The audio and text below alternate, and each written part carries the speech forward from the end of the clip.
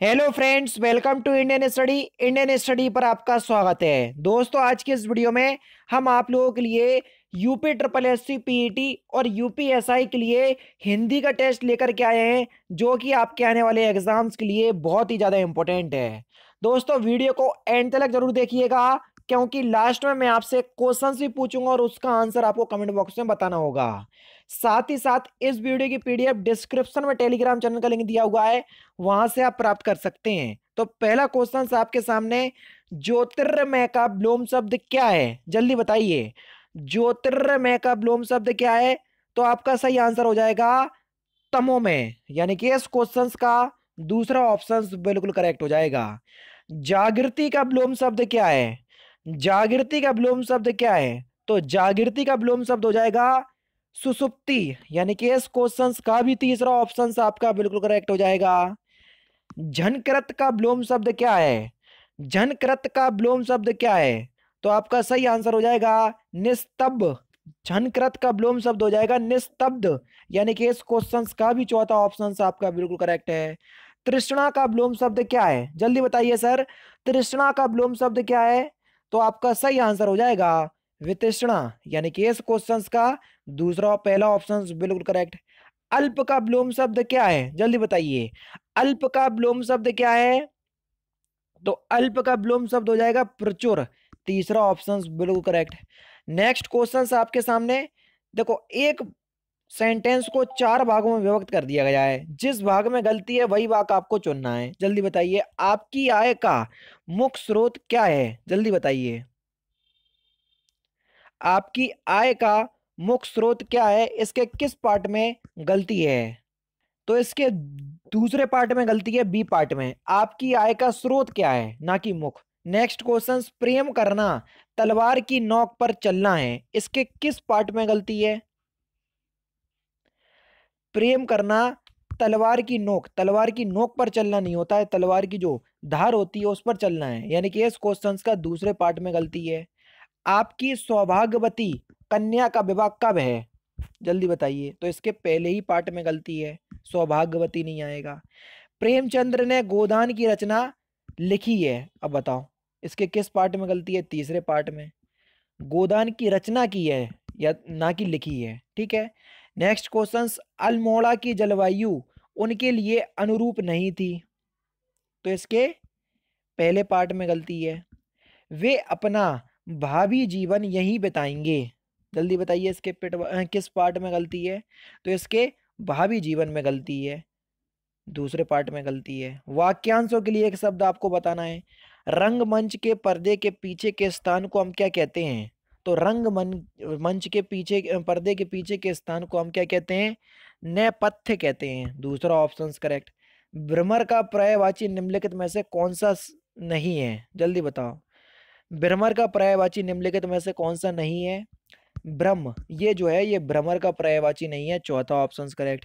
Next question से start करने से पहले मैं आपको बता दूं दोस्तों, अगर आप घर बैठे यूपी के किसी भी एग्जाम की तैयारी करना चाहते हैं तो अनअकैडमी आप लोगों के लिए UP triple S T category के अंतर्गत जितने भी कोर्स चलाए जा रहे हैं उनके लिए सब्सक्रिप्शन लेकर के आया है। जैसा कि एक कोर्स के बारे में मैं आपको बता रहा हूँ, लक्ष्य यूपीपीएससी अपर सबऑर्डिनेट फाउंडेशन बैच, जो कि 12 जनवरी से स्टार्ट भी हो चुका है। मैं आपको इसलिए बता रहा हूं क्योंकि UP triple S C category के अंतर्गत ही यूपीएसआई, यूपी लेखपाल, UP triple S C PET, ये सारे कोर्स चलाए जा रहे हैं। अगर आप इस कोर्स आप तैयारी करना चाहते हैं ये सारे एग्जाम्स की, तो मैं डिस्क्रिप्शन में लिंक प्रोवाइड करवा दे रहा हूं, तो वहां से आप इस कोर्स को परचेस कर सकते हैं। तो जैसे ही आप इस कोर्स को परचेस करेंगे तो आपके लिए एक रेफरल कोड मांगेगा, तो रेफरल कोड में अपने चैनल का नाम इंडियन स्टडी आप अप्लाई कीजिएगा, तो आपको इंस्टेंट 10% का डिस्काउंट मिल जाएगा। तो चलिए देखते हैं नेक्स्ट क्वेश्चन। नेक्स्ट क्वेश्चन से आपका कि खाद्य सामग्री जो यात्रा के समय रास्ते में उपभोग के लिए दी जाती है उसको हम क्या कहते हैं? तो उसको हम कहते हैं पाथ्य, तीसरा ऑप्शन बिल्कुल करेक्ट। ज्वलन का तद्भव क्या होगा? ज्वलन का तद्भव क्या होगा? तो ज्वलन का तद्भव हो जाएगा जलना, चौथा ऑप्शन करेक्ट। निर्गलन का तद्भव शब्द क्या होगा? निर्गलन का तद्भव शब्द क्या हो जाएगा? तो इसका तद्भव हो जाएगा निगलना, दूसरा ऑप्शन करेक्ट। निभाह का तत्सम क्या होगा? जल्दी बताओ, निभाह का तत्सम क्या होगा? तो निभाह का तत्सम हो जाएगा आपका निर्वाह, तीसरा ऑप्शन बिल्कुल करेक्ट। परख का तत्सम क्या होगा? परख का तत्सम क्या होगा? तो परख का तत्सम हो जाएगा आपका परीक्षा, यानी कि चौथा ऑप्शन बिल्कुल करेक्ट।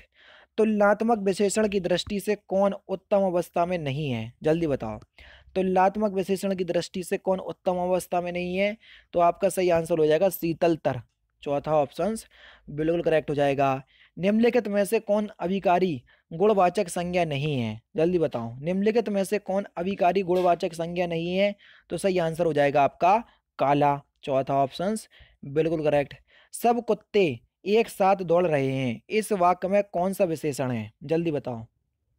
सब कुत्ते, अब देखो इस वाक्य में अनिश्चित संख्यावाचक विशेषण है, क्योंकि सब कुत्ते में कितने शामिल हैं ये नहीं पता।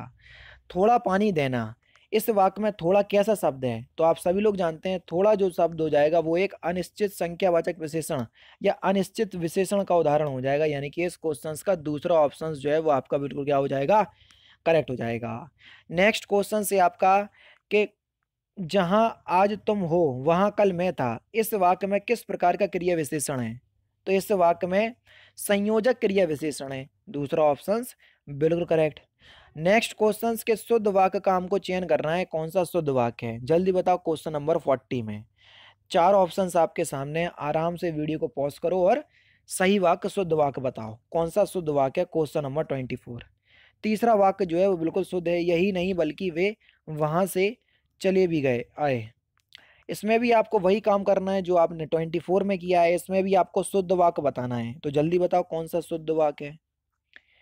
जो धन का भूखा है वह साधु नहीं है। नेक्स्ट क्वेश्चंस देख लीजिए दोस्तों आपके सामने।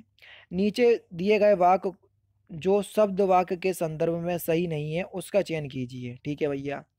उसकी कथा सुनकर उपस्थित लोगों के अधरों पर वंकिम वंकिम मुस्कान विस्फोटित हो गई। तो आपको बताना है कि ये जो आपका शब्द शब्द वाक्य है के संदर्भ में सही नहीं है उसका चयन करना है। तो यहाँ पर पहला ऑप्शन करेक्ट हो जाएगा घा, यानी कि विस्फोटित नहीं आएगा। उसकी कथा सुनकर उपस्थित लोगों के अधरों पर बंकिम मुस्कान हो गई, ठीक है, इस तरीके से होगा। अनुगामी शब्द का सही अर्थ क्या है? तो अनुगामी शब्द का जो सही अर्थ हो जाएगा वह क्या हो जाएगा?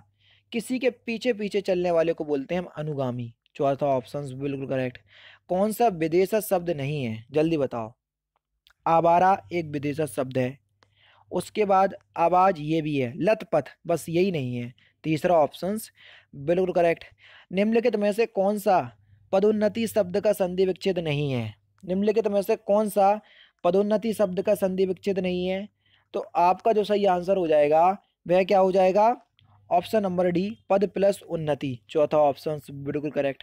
नाक का बाल होना इस मुहावरे का सही अर्थ क्या है? नाक का बाल होना इस मुहावरे का सही अर्थ क्या है? तो इस मुहावरे का सही अर्थ हो जाएगा बहुत प्यारा होना, दूसरा ऑप्शन बिल्कुल करेक्ट। रिक्त स्थान की पूर्ति करना है, शालीनता बिना मोल मिलती है, फिल इन द ब्लैंक्स उससे सब कुछ खरीदा जा सकता है। तो आपका सही आंसर क्या हो जाएगा? शालीनता बिना मूल मिलती है परंतु उससे सब कुछ खरीदा जा सकता है, चौथा ऑप्शन कर बिल्कुल करेक्ट। गोटी लाल होना मुहावरे का सही अर्थ क्या है? गोटी लाल होना मुहावरे का सही अर्थ क्या है? जल्दी बताइए। तो आपका जो सही आंसर हो जाएगा वह क्या हो जाएगा दोस्तों? लाभ होना, तीसरा ऑप्शन करेक्ट। निहिसंक शब्द में प्रयुक्त उपसर्ग बताइए कि इसमें कौन सा उपसर्ग प्रयुक्त हुआ है? Question number 36। तो आपका सही आंसर हो जाएगा निहि उपसर्ग, पहला ऑप्शन करेक्ट। सत चयन का संधि विच्छेद क्या होगा? सत चयन का संधि विच्छेद क्या होगा? तो सत चयन का संधि विच्छेद हो जाएगा सत्य प्लस चयन, पहला ऑप्शन करेक्ट। समष्टि का विलोम शब्द क्या होगा? समष्टि का विलोम शब्द क्या होगा? तो समष्टि का विलोम शब्द हो जाएगा व्यष्टि, यानी कि इस क्वेश्चन का भी पहला ऑप्शन यहाँ पर आपका बिल्कुल क्या हो जाएगा? करेक्ट हो जाएगा। अंदर का विलोम शब्द क्या होगा? अंदर का विलोम शब्द क्या हो जाएगा? तो अंदर का विलोम शब्द क्या हो जाएगा? अलग, यानी कि इस क्वेश्चन का अंदर का जो विलोम शब्द होगा वो हो जाएगा आपका बाहर होगा, ना कि अलग, तीसरा ऑप्शन करेक्ट। गलती से निकल गया था मेरे मुंह से, है ना। तो अंदर का विलोम शब्द बाहर होगा, ठीक है। फलों के समूह को क्या कहते हैं? तो फलों के समूह को आप क्या कहेंगे? तो फलों के समूह को गुच्छा कहा जाता है, आपने देखा होगा अंगूरों का गुच्छा, है ना। रस रत्नावली के रचयिता कौन है? जल्दी बताओ। टोटल 40 क्वेश्चंस हैं, तीन चार क्वेश्चंस आपके गद्यांश में गायब हो गए थे तो मैंने सोचा कि जब हैं मेरे पास क्वेश्चंस तो आप लोगों को पूरे 40 ही करवा दें, क्यों उसको उन क्वेश्चंस को हटा हटा दें। तो रस रत्नावली के जो रचयिता है उनका नाम क्या हो जाएगा? मंडन, पहला ऑप्शंस बिल्कुल करेक्ट। पवित्र का संधि विच्छेद क्या हो जाएगा? पवित्र का संधि विच्छेद बताना है आपको, तो पवित्र का संधि विच्छेद क्या हो जाएगा? प प्लस इत्र, यानी कि इस क्वेश्चंस का पहला ऑप्शन करेक्ट। और लास्ट क्वेश्चंस, एक एक शब्द का संधि विच्छेद बताइए कि एक एक शब्द का संधि विच्छेद क्या हो जाएगा। तो आप इस क्वेश्चंस का आंसर आप मुझे कमेंट बॉक्स में बताएंगे कि एक एक शब्द का जो संधि विच्छेद होगा वह क्या होगा। अगर हम संधि की बात करें तो यहाँ पर वृद्धि संधि होगी, ठीक है। लेकिन मैंने आपको आपसे पूछा है कि एक एक शब्द में कौन संधि विच्छेद कौन सा है, तो इस क्वेश्चंस का आंसर आप मुझे कमेंट बॉक्स में जरूर से बताइएगा। वीडियो कैसी लगी तो आप लोग मुझे कमेंट बॉक्स में बताइएगा। आप लोग जब तक वीडियो को लाइक नहीं करेंगे तब तक और स्टूडेंट के पास जो वीडियो है वो रिकमेंडेशन में नहीं जाएगी। तो आप लोगों से यही कहूँगा कि वीडियो को ज़्यादा से ज़्यादा लाइक करके शेयर जरूर कीजिएगा। तो दोस्तों फिलहाल की वीडियो में सिर्फ इतना ही। अगर आपको वीडियो पसंद आए तो प्लीज़ दोस्तों वीडियो को लाइक कीजिए, शेयर कीजिए और साथ ही साथ हमारे चैनल को सब्सक्राइब करना ना भूलें, क्योंकि मैं रोजाना इसी तरह की वीडियोस आप लोगों के लिए लाता रहता हूँ। नमस्कार दोस्तों, जय हिंद, जय भारत।